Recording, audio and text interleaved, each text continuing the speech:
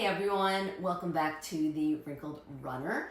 Today I'm sharing a very frustrating story from my own running.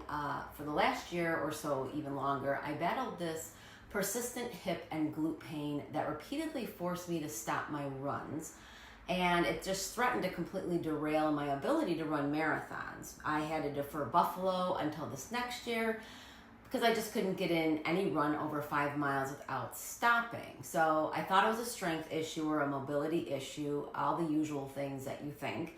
I was doing all the glute exercises, the stretches, the foam rolling, even a Theragun, but despite all of that, nothing was truly helping. So the pain just kept coming back. By last spring, I was getting really desperate. It wasn't an injury that I could deal with as far as rehab, PT, and resting up, but this was a pain I only felt while running, typically flaring up once I ran over like 5 miles or so. But it started to get worse and more persistent, and when I started training for that Buffalo Marathon, I was really worried it was going to develop into an injury if I didn't figure it out.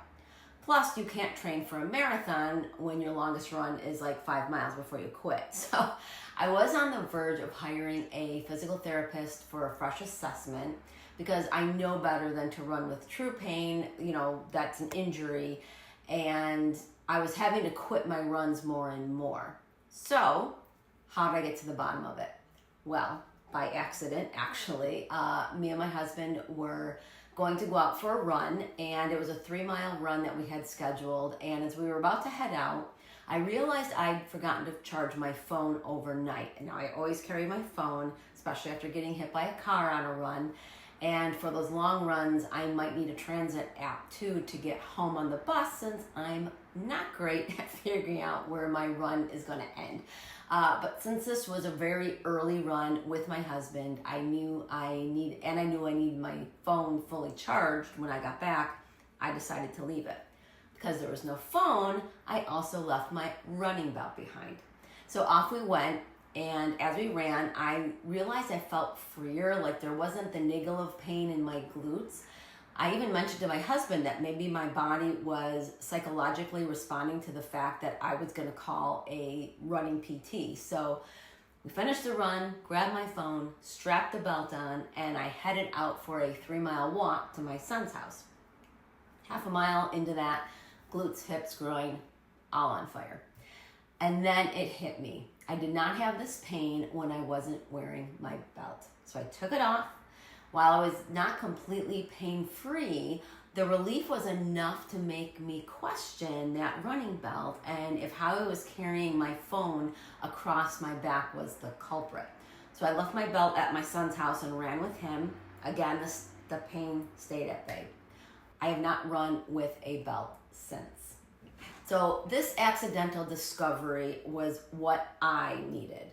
I ran for a few weeks, upping my mileage, and then signed up for a marathon, completed that less than a week ago, and it felt wonderful, as a marathon can feel, being able to complete it though.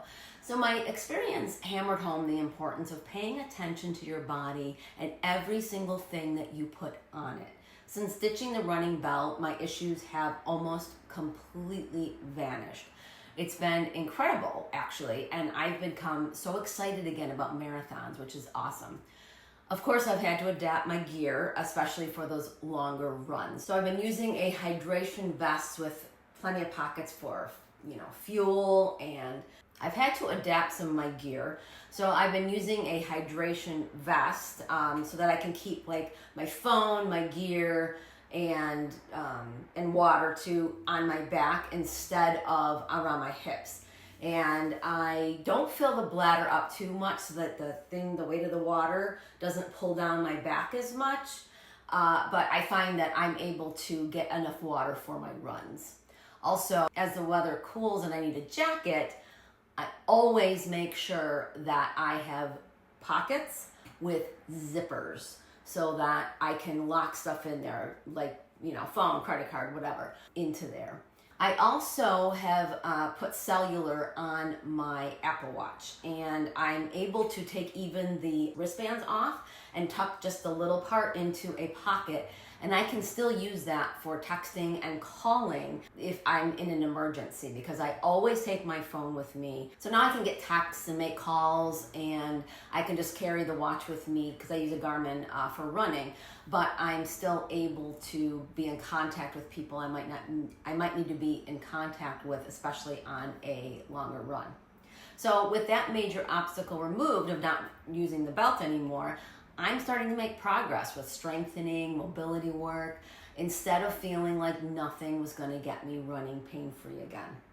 So my takeaway for you, in my experience, this is anecdotal of course, but sometimes the answer isn't as cut and dried as just, getting more strength work or stretches in. Sometimes it can be a very common piece of gear that works for a lot of people, but just might not work for you. Just like some runners don't do well with super shoes, your gear choice can impact your running mechanics and your comfort. So if you're experiencing persistent pain that causes you to halt your training, like mine did, and you're worried about it developing into an injury, see a PT or a doctor. Always seek professional help for running pain.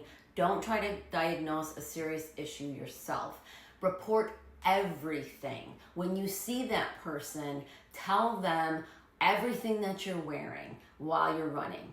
Belts, hydration packs, the shoes you're using, and make sure they know that you are a dedicated runner, because every piece of information is a clue for them that can help them put that puzzle together and get you the right help. Because a lot of times in the PT and the doctor world, there are several options available, and knowing that you're a runner can help them tailor the best course of action for you. There are a lot of resources like PTs who work especially with runners, so be aware of that and, seek that out if that's available in your area. Pay attention to how your body reacts when you introduce a new piece of gear, or even when you remove an old one. If something feels off or pain develops after introducing something, don't dismiss it. Look for alternatives and see if that helps. So removing my belt was the unexpected key to getting back to consistent pain-free running. Training has been going great ever since, and I can't explain how excited I am to go for a run now, knowing I won't have to quit a few miles in. So if something's bothering you and you're doing all the exercises and it's not working out, maybe it's something you're wearing that's causing the issue. So one thing I wanted to show as part of the gear that I've been using too is if it's a shorter run, but it's like really hot or I need hydration, I got these hydro sleeves. So I had experimented some with like wearing my phone on my arm, and I didn't like it. My phone is a pretty good size, and so it just wasn't right. But I also got this hydro sleeve. I didn't like how it felt either on my arm, but it comes with these little bladders they hold 7.5 ounces each. And so on my shorter runs, I will actually fill these up and just slip them into a jacket pocket as well. So this is kind of a thing that I discovered just in researching what I could do differently than wearing a running belt or a hydration belt. And because it was so different and I hadn't seen it before, it might be something that you would want to try as well. And I usually put it in my pocket, but as you can see, you can stick it in here, and then the little straw thing comes out through here if you were to put it up here. It's kind of awkward, but sometimes one person's awkward is another person's awesome. Thanks for watching, and I'll see you on the run.